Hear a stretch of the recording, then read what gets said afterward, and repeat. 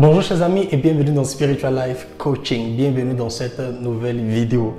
Alors aujourd'hui nous allons parler d'un sujet assez important, assez intéressant et nous allons lire beaucoup aujourd'hui, nous allons lire la Bible parce que je pense que l'un des problèmes majeurs des chrétiens c'est qu'ils ne lisent pas vraiment la Bible, d'accord?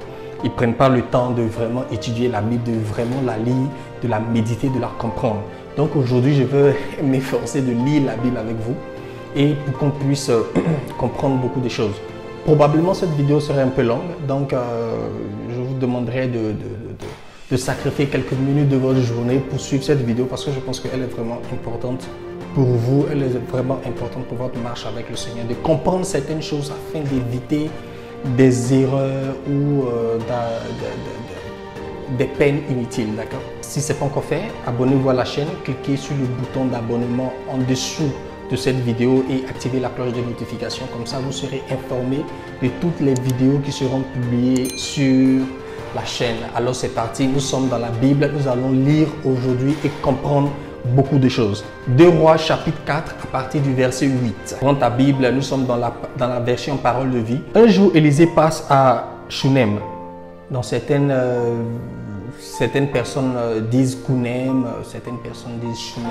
Donc, pour cette vidéo, nous allons dire Shunem, d'accord? Ce n'est pas le plus important, mais bon, pour les besoins de cette vidéo, nous allons dire Shunem, d'accord? Un jour, Élisée passe à Shunem. Une femme riche habite à cet endroit. Elle demande avec insistance à Élisée de venir manger chez elle. C'est pourquoi, depuis ce jour-là, chaque fois qu'Élisée passe à Shunem, il va manger chez elle. Cette femme dit à son mari, « Écoute, je le sais. L'homme de Dieu qui vient toujours chez nous est vraiment un homme de Dieu. Il faut lui construire une petite chambre sur la terrasse. Nous allons mettre pour lui un lit, une table, un siège et une lampe. Il pourra loger quand il viendra chez nous. » J'ouvre rapidement une parenthèse ici pour parler à tous ces hommes de Dieu là qui se disent serviteurs de Dieu. Écoutez, moi je vais vous dire quelque chose de très simple, d'accord? Quand on est serviteur de Dieu, quand on est appelé par Dieu pour annoncer l'évangile, le Seigneur prend soin de ses serviteurs d'une manière ou d'une autre. Le Seigneur pourvoit toujours aux besoins de ses serviteurs d'une manière ou d'une autre. Ça ne sert à rien de mendier, ça ne sert à rien de demander aux gens de vous donner de l'argent, de payer vos loyers, de payer vos voitures, de vous donner des offrandes qui ont des noms assez pharaoniques aujourd'hui. D'accord? Si tu es vraiment un serviteur de Dieu, Dieu va convaincre quelqu'un pour t'aider, pour te permettre d'avoir ce dont tu as besoin. Tu n'as pas besoin de mendier, de quémander. Donc nous allons mettre un lit, une table, un siège et une lampe. Il pourra loger là quand il viendra chez nous. Un jour, Élisée vient chez eux. Il monte en haut dans la chambre pour se coucher. Ensuite, il dit à son serviteur Géasi, « Appelle cette femme qui nous accueille. » Géasi va la chercher, et elle arrive devant la chambre. Élisée demande à Géasi de lui dire ceci. « Tu t'es donné beaucoup de mal pour nous. Qu'est-ce que nous pouvons faire pour toi? Est-ce qu'il faut parler pour toi au roi, au chef de l'armée? » La femme répond, « Non, merci, je vis au milieu de mon peuple, je ne manque de rien. » Puis il dit à son serviteur Géasi, « Qu'est-ce que nous pouvons faire pour cette femme? » Le serviteur lui répond, « Malheureusement, elle n'a pas de fils et son mari est vieux. » Élisée lui dit, « Appelle-la. » Géasi l'appelle et elle vient devant la porte. Élisée lui dit, « L'an prochain, à la même époque, tu porteras un enfant dans tes bras. » Mais elle dit, « Ce n'est pas possible. Toi qui es homme de Dieu, ne me mens pas. » Pourtant, cette femme devient enceinte et à la même époque, l'année suivante, elle met au monde un fils comme Élisée l'a annoncé. On va continuer la lecture. C'est la seconde partie qui m'intéresse encore le plus. L'enfant grandit. Un jour, il va rejoindre son père au champ. Il va rejoindre son père au champ et travaille avec ceux qui font la récolte. L'enfant se met à crier, « Oh, ma tête, ma tête !» Le père dit à son serviteur, « Porte-le vite à sa mère. » Le serviteur porte l'enfant à sa mère Jusqu'à midi, il reste sur les genoux de sa mère. À midi, il meurt. L'enfant est parti tranquillement au champ pour aller travailler. Soudain, il a mal à la tête. Ma tête, ma tête. On dit, bon, envoyez l'enfant chez sa mère. Et il reste sur les genoux de sa mère jusqu'à midi. Et à midi, il meurt. Alors, elle monta dans la chambre d'Élisée.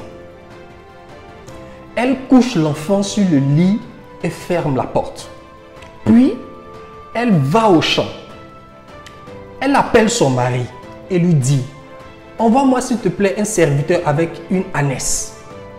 Je couche l'homme de Dieu et je reviens. Son mari lui demande, pourquoi vas-tu chez lui aujourd'hui? Ce n'est pas la fête de la nouvelle lune. Ce n'est même pas un jour de sabbat. Elle répond, ne t'inquiète pas. Voici une femme qui vient de perdre son enfant. Elle vient de perdre son enfant. Elle dit au père de l'enfant, ne t'inquiète pas. Elle n'a même pas dit au père de l'enfant que l'enfant est mort. Elle dit au père de l'enfant, ne t'inquiète pas. Elle prépare l'âne et dit au serviteur, partons, conduis l'ânesse, ne t'arrête pas en route, sauf si je te le demande. Elle part vers le mont Carmel pour aller chercher Élisée. Quand l'homme de Dieu la voit de loin, il dit à son serviteur Géasi, regarde, c'est la femme de Shunem. Maintenant, cours donc à sa rencontre, demande-lui, comment vas-tu et ton mari et ton fils? Est-ce qu'ils vont bien? La femme répond, tout va bien. Mais quand elle arrive auprès d'Élisée sur la montagne, elle saisit ses pieds. Géasi veut la repousser, mais Élisée lui dit, laisse-la. Tu ne vois pas comme elle est bouleversée. Mais le Seigneur ne m'a pas dit pourquoi, il ne m'a rien annoncé. Donc, la femme, elle arrive devant Géasi. Elle dit à Géasi, tout va bien. Son problème n'est pas Géasi, elle cherche Élisée. Donc, elle tombe aux pieds d'Élisée. Élisée dit quelque chose qui est très important. Il dit,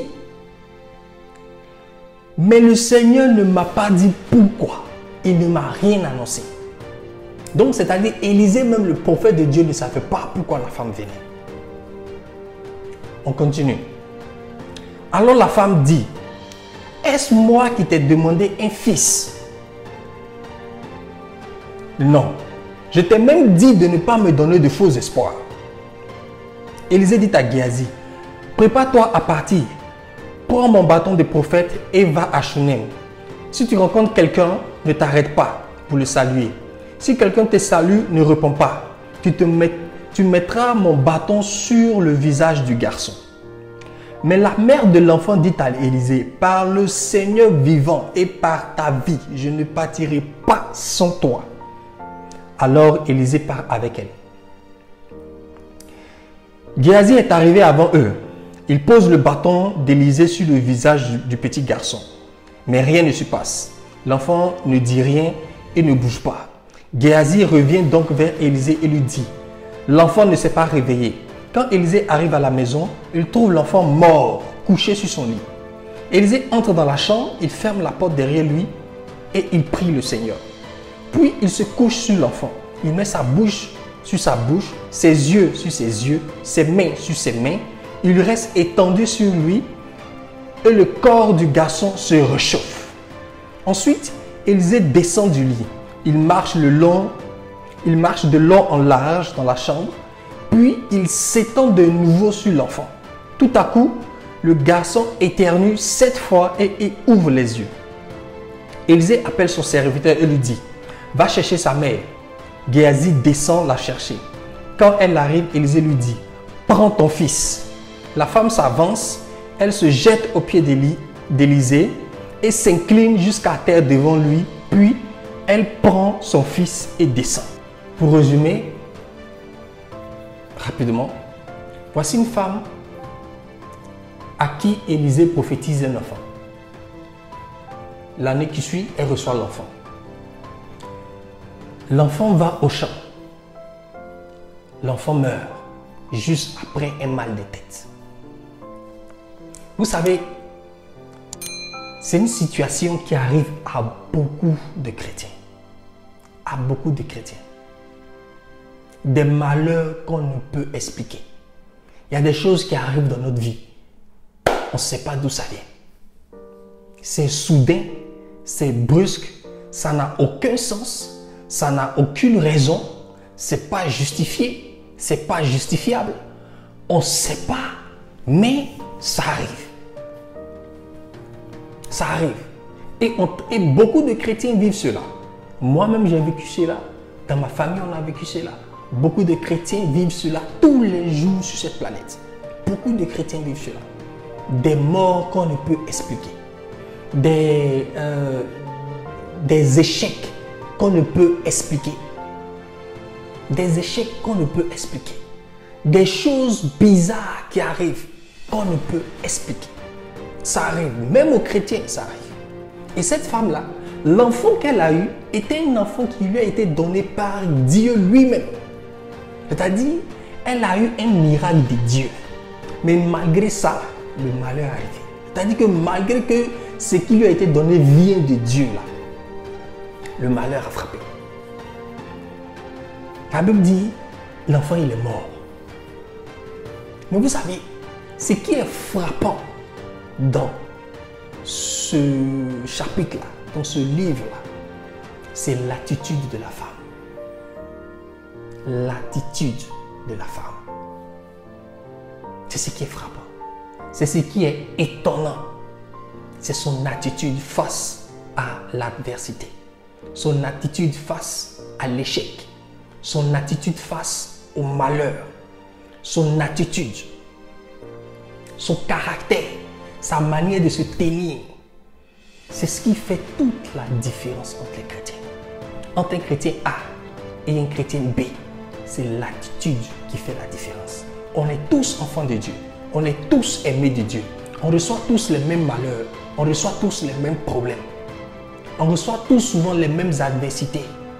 Certains passent par des challenges, d'autres par d'autres. Excusez la tautologie, d'autres par d'autres. Anyway, vous avez compris. Mais le plus important, c'est notre attitude face à nos challenges. Voici une femme qui perd son enfant. Elle prend l'enfant, elle va le déposer dans le lit d'Élisée. Elle descend, elle va rencontrer son mari. Son mari lui demande qu'est-ce qui se passe. Elle dit tout va bien, ne t'inquiète pas, je vais voir le prophète. Il dit mais pourquoi tu vas voir le prophète? Elle dit tout va bien, ne t'inquiète pas. Elle s'en va trouver le prophète. Le prophète lui-même ne sait pas ce qui se passe. C'est-à-dire Dieu lui a rien dit. Premièrement, Géasi va l'accueillir.